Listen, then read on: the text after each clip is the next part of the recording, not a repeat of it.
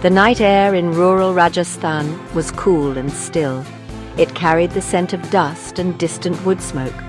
At the small police outpost near Pali, a single bulb cast a weak yellow light over the porch. Beyond this small circle of safety, the darkness felt vast and ancient. The stars were brilliant, scattered across the black sky like spilled salt. Young Constable Arjun sat on a wooden chair, his khaki uniform feeling stiff and unfamiliar. He was new to this post, transferred from the busy city of Jodhpur.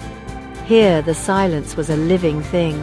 It was broken only by the chirp of crickets or the far-off howl of a jackal. It was a place where stories and shadows could easily mix. Arjun took a sip of his sweet, milky tea. He looked at the object he was assigned to guard tonight. It was an old Royal Enfield motorcycle, a 350cc bullet. It was chained securely to a thick neem tree in the station's dusty yard. This was not just any motorcycle. This was the famous Bullet Baba. The locals considered it sacred. Arjun sighed and shook his head. He was a modern man, a man of rules and logic. To him it was just a machine, a piece of evidence from a tragic accident decades ago. He was told to watch it, and so he would, but he felt foolish doing so. These village tales were for children, not for a police officer. His older colleague, Head Constable Bim Singh, sat nearby, calmly watching the night. Bim Singh was a local man. He had deep lines on his face, etched by the sun and years of experience. He believed the stories. "Do not take your eyes off it, Arjun," he had warned earlier. "It has a will of its own." Arjun had simply smiled politely. He checked the thick iron chains again, running his hand over the cold, heavy links. They were locked with a large, sturdy padlock. Nothing was getting through that. He was sure of it. The machine was old and silent, its engine cold for many, many years. It was nothing more than a relic. The legend was simple, yet powerful. A young man named Om Banner had died in a crash on this very motorcycle. The police took the bike to the station, but the next morning it was found back at the crash site. They took it back again, this time emptying the fuel tank and chaining it up. Still, it returned to the same spot by morning. After this happened several times, the police gave up. The villagers built a small temple for Bullet Baba to honor the protective spirit of Om Banner.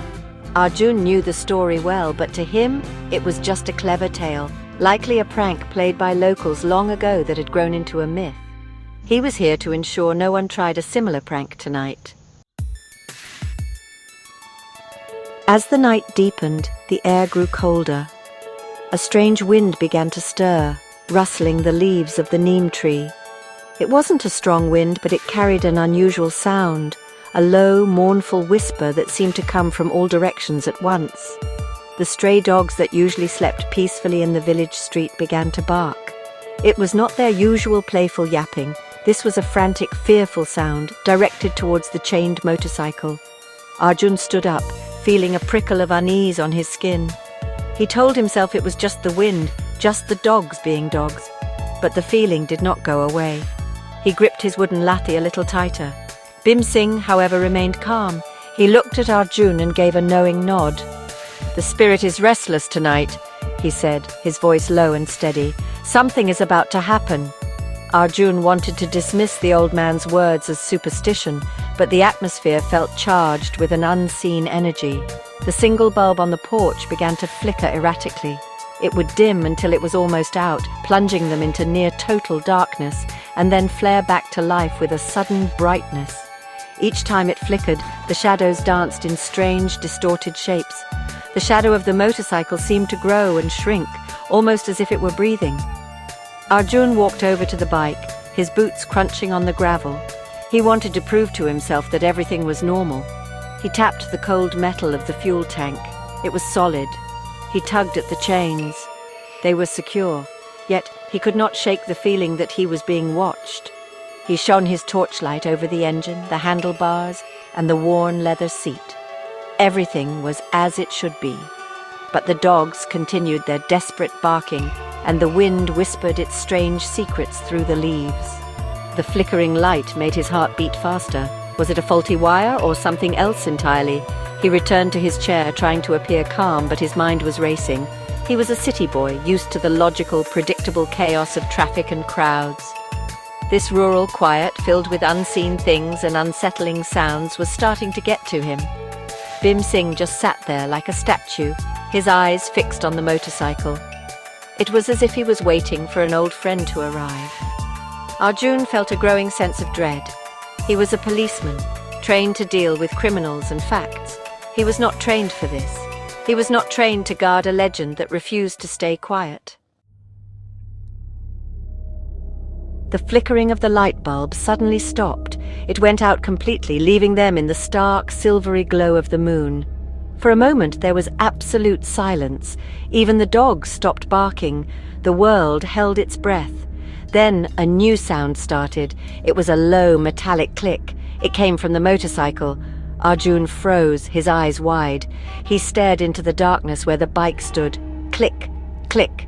It sounded like a switch being turned on and off. Bhim Singh slowly stood up, his face a mask of awe and reverence. He did not look scared, but deeply respectful. He knew what was coming next. Arjun fumbled for his torch and pointed its beam at the bike. The light trembled in his hand. He saw nothing out of the ordinary. The chains were still in place. The padlock was still locked.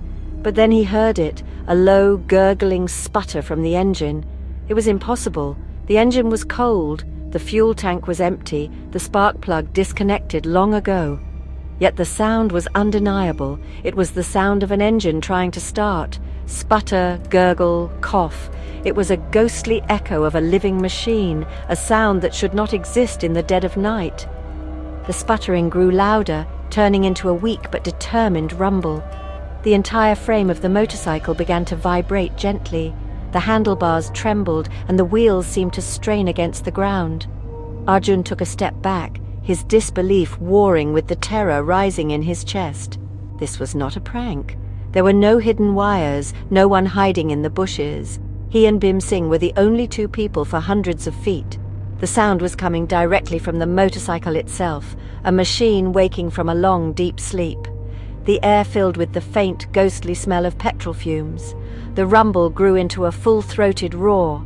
It was the powerful, iconic thump-thump-thump of a Royal Enfield bullet echoing through the silent village. The sound was deafening, a living pulse in the heart of the dead night. The motorcycle shook violently now, its whole body alive with a powerful, unseen force. The headlight, which had been dark and broken for years, suddenly flashed on, cutting a bright white path through the darkness. Arjun could only stand and stare, his mind unable to process what his eyes and ears were telling him. The legend was not a story, it was real, and it was happening right in front of him.